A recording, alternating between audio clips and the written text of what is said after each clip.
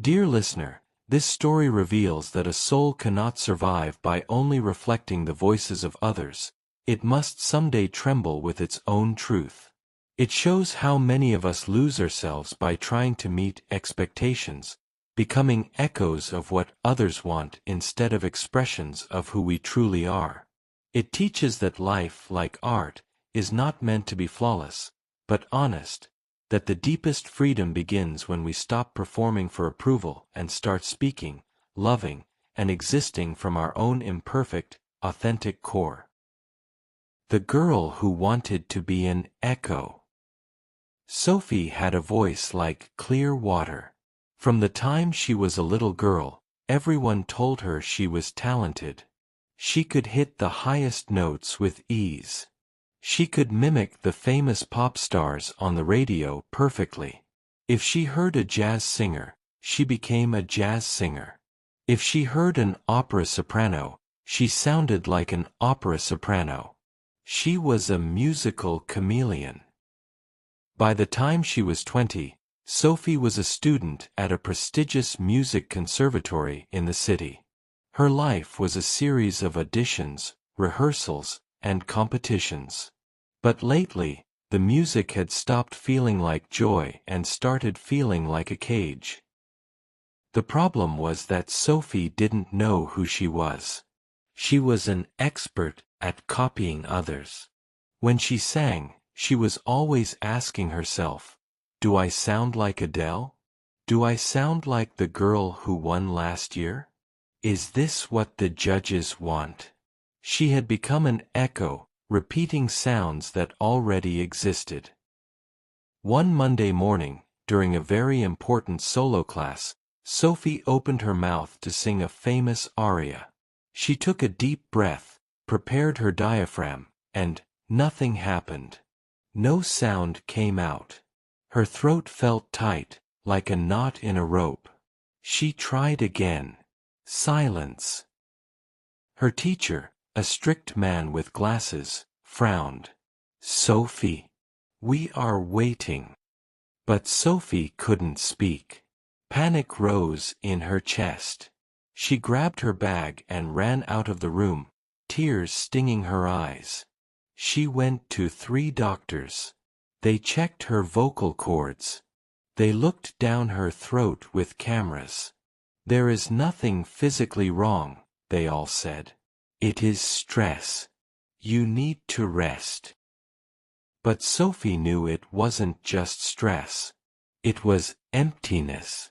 She had given away her voice to so many other people that she had none left for herself. Desperate to escape the pressure, she accepted an invitation from her eccentric great-aunt Clara to stay at her house by the sea for a month. "Come," Clara had said on the phone. "The ocean doesn't care if you are in tune." Aunt Clara's house was a wooden cottage perched on a cliff, battered by the wind and the salt spray. Clara was a painter who painted pictures that didn't look like anything real, swirls of purple and orange that she called emotions. She was messy, loud, and incredibly happy. For the first week, Sophie didn't sing. She barely spoke. She sat on the porch, wrapped in a blanket, watching the gray waves crash against the rocks. She felt useless. A singer who couldn't sing was like a bird with broken wings. One evening, Clara came out with 2 mugs of hot chocolate. "You are listening too hard," Clara said unexpectedly. Sophie looked at her, confused. She whispered, "I'm not listening to anything. It's quiet." "No." Clara shook her head, her silver earrings jingling. "You are listening to the critics in your head. You are listening to your fear. You are listening to the ghost of every person who ever judged you. That is a very noisy room to be in." Clara pointed a paintbrush towards the ocean. "Listen to the waves. Do they try to sound like a river? Do they try to sound like the rain?" Sophie shook her head. "No," Clara said. They just crash. Sometimes they are loud, sometimes they are gentle. They are just being the ocean.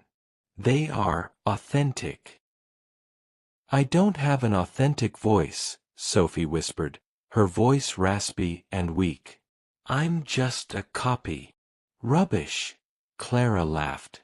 You are just buried under layers of wrapping paper. We need to unwrap you. Tomorrow, we start your lessons. But not singing lessons. Unlearning lessons.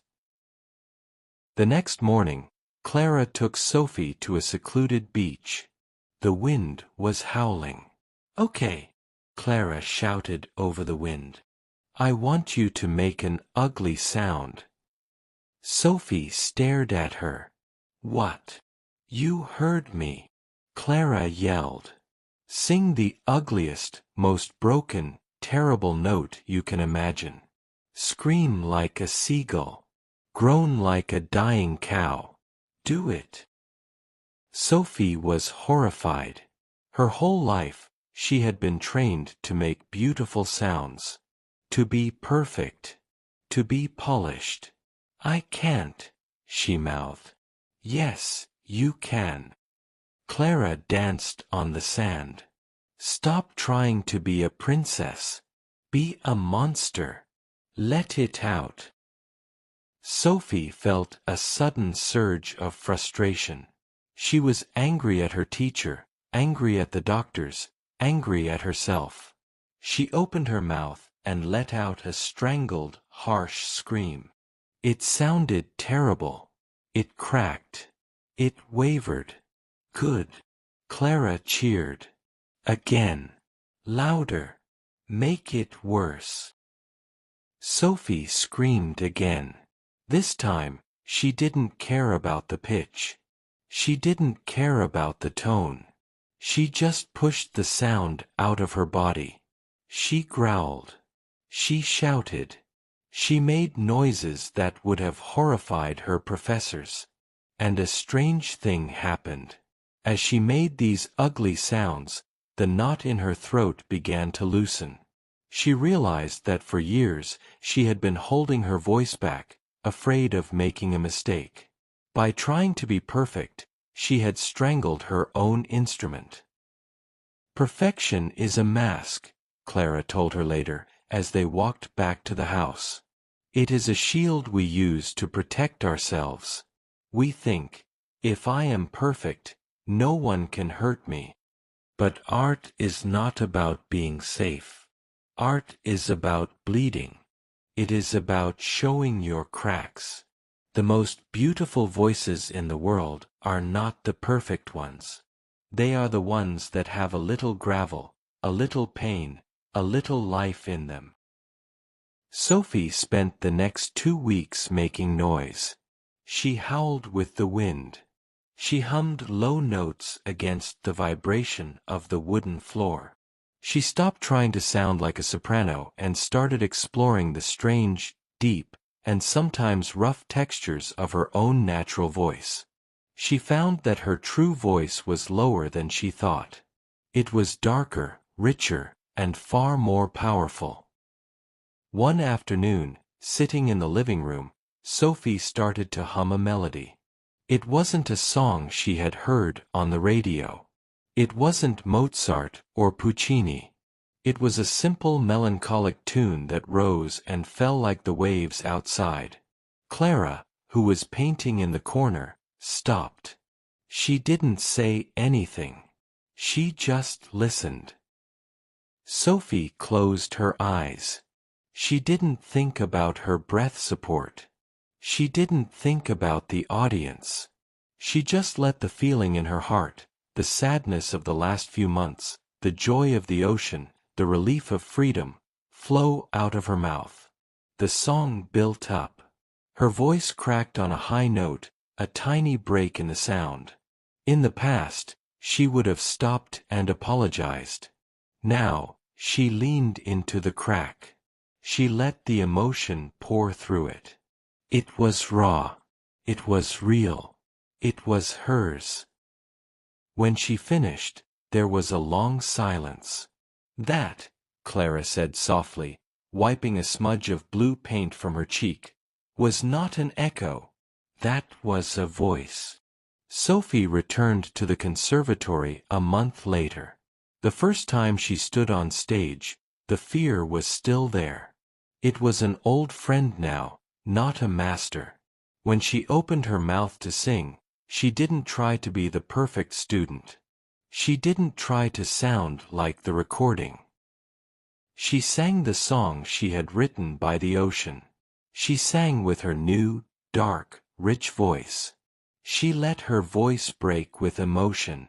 She let it be imperfect. The audience didn't politely clap like they usually did. They sat in stunned silence, and then, they erupted into applause.